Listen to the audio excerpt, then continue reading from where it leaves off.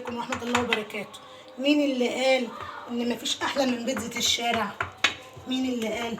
مين اللي قال ان مفيش احلى من بيتزا؟ ده احلى حاجة في الدنيا بيتزا البيت. حد يقاوم قدام الجمال والحلاوة دي؟ طب سموا الله كده. محدش يقول بيتزا الشارع خالص نهائي. عيب علينا، في حق، عيبة في حقنا. بصوا بصوا جمال. بصوا الحشوه ما بتقعش خالص وثابته على شوفوا بصوا القوام من تحت عامله ازاي. بصوا بسم الله ما شاء الله. بصوا محدش يقول بيتزا الشارع احلى من بيتزا البيت. لا، ده بيتزا البيت انضف من بيتزا الشارع يعني 1000 مره. بصوا الجمال، بصوا الحلاوه. حاجه كده بسم الله ما شاء الله اللهم بارك. بصوا مالك بتقول لي مش قادره اقاوم؟ ده لسه كمان ده سخنه جدا، ما مش عارفه ان انا. بصوا الجبنه بتنط ازاي فيها. بصوا بسم الله ما شاء الله. حشوه بقى اللي تعجبك والمتاحه عندك. ايه رايكم؟ يلا بقى من غير كلام كتير نشوف الطريقه والمقادير. يبقى انا دلوقتي معايا ايه؟ معايا كوبايه دقيق. البيتزا بصوا انا حاطه كوبايه دقيق اهي. كوبايه الدقيق دي هتطلع لي بيتزتين. كوبايه بتطلع بيتزتين او بيتزايه كبيره على حسب الحجم اللي انت عايزاه. ماشي. معايا بقى هنا ايه؟ معايا معلقه خميره صغيره، معايا معلقه سكر، معايا رشه ملح زي ما انتم شايفين كده اهو. سهله وبسيطه. ونقلب بقى المكونات دي كده مع بعضها عشان ايه كله يختفي كده مع بعض. سهله وبسيطه وما فيهاش ايه حاجه صعبه خالص، اسهل حاجه. ماشي. يبقى احنا قلبنا معلقه السكر مع معلقه الخميره مع حبه ذره الملح عشان نحط ايه 3 معالق كبار كده من الزيت. ماشي. ميه دافيه بقى. انا هبدا ان انا اقلب بقى. معايا ميه دافيه للعجن. طبعا انا دلوقتي عامله ايه؟ مولعه الفرن بتاعي ومدفياه عشان يدفي لي المطبخ كده ويدفي لي والفرن دافي كده. مولعاه اهو، مولعه الشوايه بس كده ومدفياه عشان اما احط الخميره دي العجينه في قلب الفرن تخمر معايا على طول. عشان طبعا احنا عارفين ان احنا في الشتاء العجين بيغيب على ما بيخمر شويه. الكوبايه بتعمل بيتزايه. كوبايه الدقيق بتعمل بيتزايه. كوبايتين بيعملوا بيتزتين.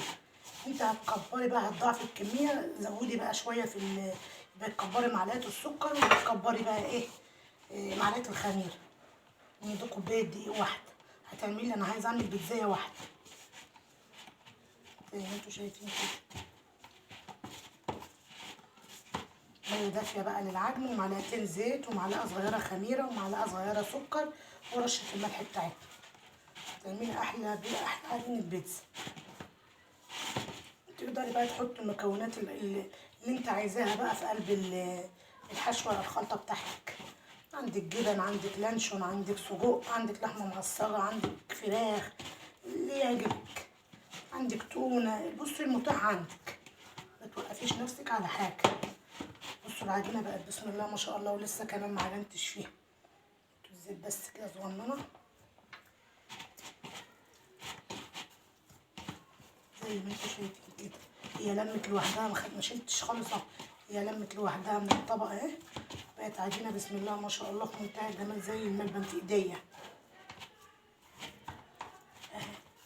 بس المهم ان انت تفضلي تعجني فيها ايه، تدي العجينه حقها بمعنى اصح. تفضلي تلفي وتعجني كده في العجينه عشان نعمل دي عادي، دي جميع الاغراض، او دي بيتزا بقى لو انت هتجيبي من بره زي ما انتوا شايفين كده اهي. العجينه بقت معايا بسم الله ما شاء الله اهي. هدين بس كده نقطة الزيت في الطبق كده زي ما انتوا شايفين اهو. طبق زي الفل نضيف اهو. ماشي. وهلف العجينه كده. خلصنا اهو عجينتنا وزي ما انتوا شايفين واقوم جايه مغطياها وهدخلها في الفرن اللي انا ايه مولعاه. عشان مش مولعاه يعني انا ولعته وطفيته. ماشي. وندخلها على الفرن عشان تخمر كويس بسرعه زي ما انتوا شايفين كده حبايب قلبي. بسم الله ما شاء الله. شايفين العجينه عملت ازاي، اختمرت ازاي. بصوا بسم الله ما شاء الله العجينه ملبن. بصوا العجينه طبعا انا قلت لكم الكوبايه هتفرد لك، هتعمل لك بيتزايه متوسطه مش كبيره. كوبايه الدقيق هتعمل لك بيتزايه متوسطه. بقى كده العجينه بسم الله ما شاء الله يعني ماشيه معايا. بصوا زي الحلاوه. بصوا افردي كده ما تخافيش، ما تخليهاش تخينه عشان ما تبقاش معجنه. حسبي يا رحمه.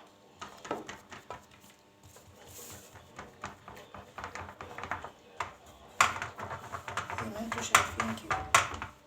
طبعا انا جيت ادور على الصينيه اللي اصغر من دي مش لاقيها بصراحه، ايدي مش عارفه توصل لها، فانا جبت دي عادي وهنفردها فيها على قد العجينه وخلاص. المهم ان انا ما اطلعش اقول لحد اديني. الحشوات بقى اللي انتوا عايزينها واللي تحبوها. ادي العجينه خليها رقيقه عشان ما تبقاش تخينه معاكي وكلها معجنه من قلب بعضها، لان يعني طبعا انتوا عارفين ان هي فيها ايه خميره. مجرد ما هتخش الفرن كمان هتخمر. العجينه اختمرت معايا بسرعه لان كنت مولعه الفرن ومسخنه وانا بشتغل في العجينه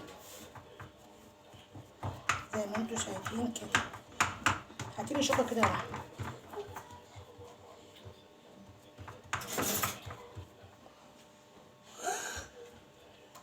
اول مره اشوفها يا ماما واخر مره ان شاء الله يا رحمه. ازاي سهله وبسيطه وما فيهاش اي حاجه ونضيفه. اهم حاجه النظافه، اهم حاجه في الاكل النظافه، لانه زي ما انتوا عارفين ان العين بتاكل قبل الفم. زي ما انتوا شايفين كده فردنا البيتزايه بتاعتنا اهو كده. خرم بقى كده عشان طبعا انتوا عارفين ان هي فيها خميره مش عايزاها تقب.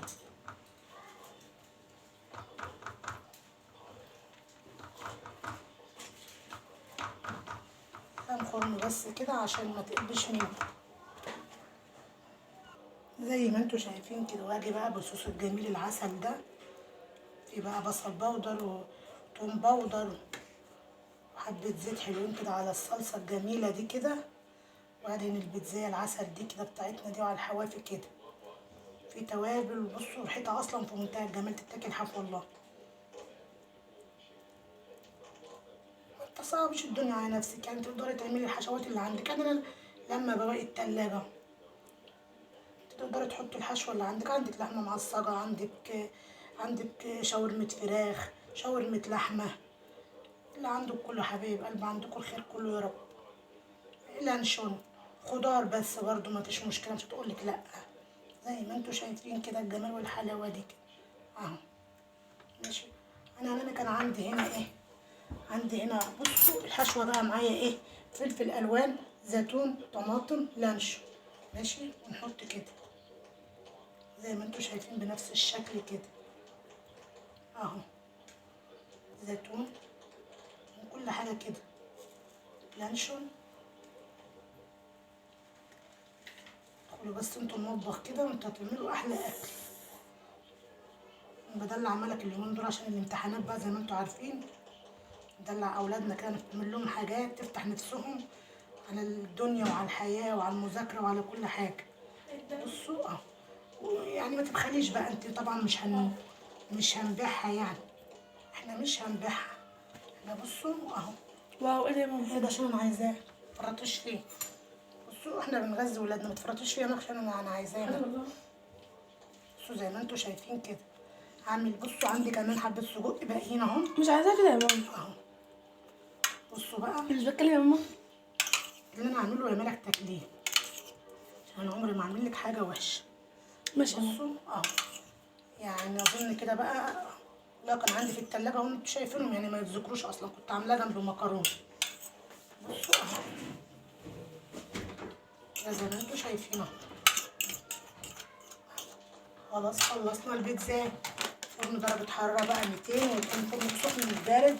ما تدخليش اي حاجة على فرن بارد عشان ما الحاجة ما تبص منك وترجعي تقولي لي يا هبة البيتزا ما طلعتش ناجحة، الحاجة ما طلعتش ناجحة.